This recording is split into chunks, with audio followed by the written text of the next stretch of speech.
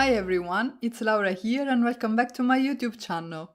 In today's video I will show you how to use dies by Lawn Fawn and stamps by Heffy Doodle Stamps and Studio Katia to create a summer themed shadow box card. For the shadow box itself, I used the Lawn Fawn Shadow Box die and the new Shadow Box Ocean add-on to cut some Bristol Vellum cardstock by Strathmore. I used the main shadow box die to cut the two parts that will form my shadow box. You can see them over here. And as you can see, in one of them I cut an opening, and for that I used this scalloped rectangle die, which is part of the Ocean add-on, and that will be the front of the shadow box. I also used this hillside die here to cut another panel. This will be my beach, and that die is part of the original shadow box die set. And finally I have these two wave panels that I cut using two of the dies in the new Shadow Box Ocean add-on set by Lawn Fawn. Once I had all my die cut pieces ready, I could start adding color to them using my distress inks. For the main body of the shadow box, I will be using Tumbled Glass and Salty Ocean. And I did some ink blending on the front and the back of each of the two panels that I die cut. And the reason why I'm doing this is that this will be the sky in my scene, so I want it to be visible from all angles basically, so I'm coating the whole shadow box inside and outside with my distress inks. And while I'm doing some more ink blending, I just wanted to let you know that I will be on a holiday between the end of June and the beginning of July, so you might see a little bit less content here on my YouTube channel. I am trying to prepare something so that the channel is not completely inactive while I'm gone, but I am not entirely sure how far I will actually be able to go. You will still see content on my social media, so make sure to follow me there. You will find all the links in the description box down below. And now let's go back to the card. As I said, I am doing some ink blending with Tumbled Glass and Salty Ocean, and I will be doing it on both sides of each of these main shadow box panels. I am keeping the darker shade, which is the Salty Ocean, on what will be the bottom of my shadow box, and I'll be using the lighter Tumbled Glass towards the top. I will keep blending the two until I get a smooth transition, and this is how the two panels look next to each other once I'm done.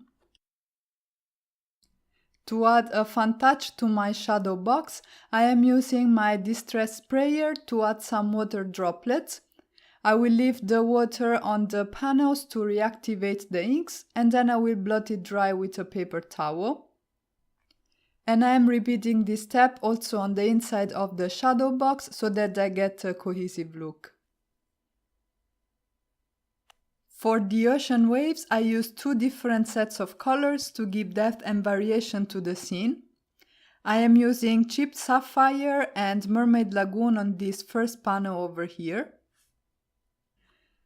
I am applying the Chipped Sapphire to the bottom of the panel and then blending everything out with the Mermaid Lagoon, and I'll keep repeating this step until I get a smooth transition.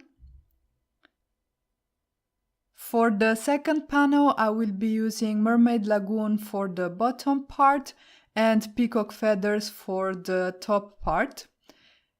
And this is a favorite combination of mine for ocean scenes. I really like the way the peacock feathers adds a little bit of green tone to the ocean elements. And to unify these two panels, because the first one looked a little bit too blue, I decided to add the peacock feathers on top of it so that I will have a more cohesive look. Once I was done ink blending, I added some water droplets to these two wave panels, and I blotted them dry with a paper towel. The last element of my scene is this sandbank, and for that I used distress inks in Antique Linen and Vintage Photo.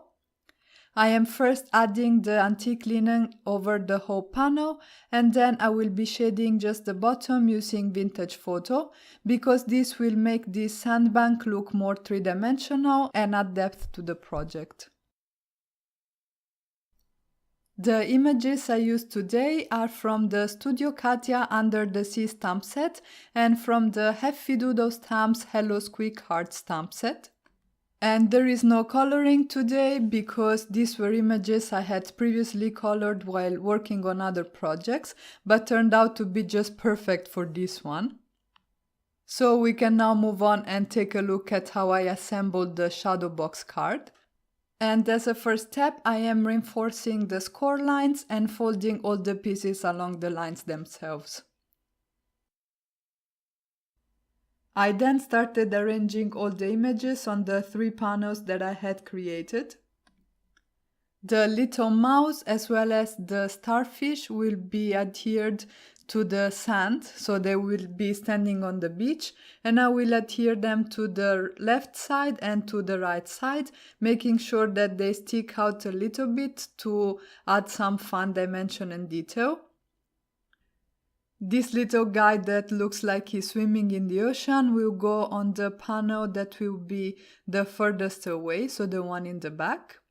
And I am using some Nouveau Deluxe adhesive because that gives me a little bit of time to move things in place and have everything exactly as I want. And finally, on the central panel, I will have this third little mouse that's chilling in the ocean. And also I will add the seahorse for a nice pop of red.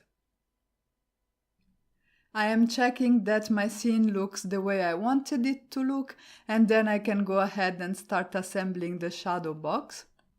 I started by adhering the sandbank to the front of the shadow box, and I am only adhering it at the flaps because this way the panel will stick out a little bit and will give some fun dimension to the project. I am using an acrylic block to keep it down while the glue dries, and in the meantime I can go ahead and adhere the 2 halves of the shadow box together. And I found that the easiest way for me to proceed from this point is to first adhere the inside pieces to the inner part of the shadow box, so these 2 ocean wave panels, and only after that I will go ahead and actually close the shadow box onto itself. And this is what I'm doing here. I am measuring where I want the ocean waves to be, and I'm gluing them on the inside of one of the sides of the shadow box. And once I have them in place, I will press them flat, add some glue to the other 2 flaps, and press the other side of the shadow box on top. And I can finally put the shadow box together and leave everything to dry. I have one last element to add to my scene, which is this little fish, and I thought it would be easier to position it where I wanted it once the shadow box was assembled. I am not entirely sure that's the case, but I made it work anyway, and I think that the scene that came out is absolutely adorable. The final step is to prepare the sentiment, and for that I used one of the stamps in the Heffy Doodle Hedlas Quick Heart stamp set and the banner die that comes with the Lawn Fawn Shadow Box Ocean add-on. I curved the sentiment to follow the shape of the banner, and I will be stamping it using Memento ink in Tuxedo Black and in love letters. And my mini Misty came in really handy for the positioning of the sentiment. I used some Nouveau Deluxe adhesive to adhere the banner to the top of the shadow box, and this finishes off my project for today. And that's it for today. If you guys enjoyed this video, please let me know in the comments below, give it a thumbs up and consider subscribing to my channel. You can visit my blog for the full list of supplies, and I'll catch you guys soon with the next one. Ciao!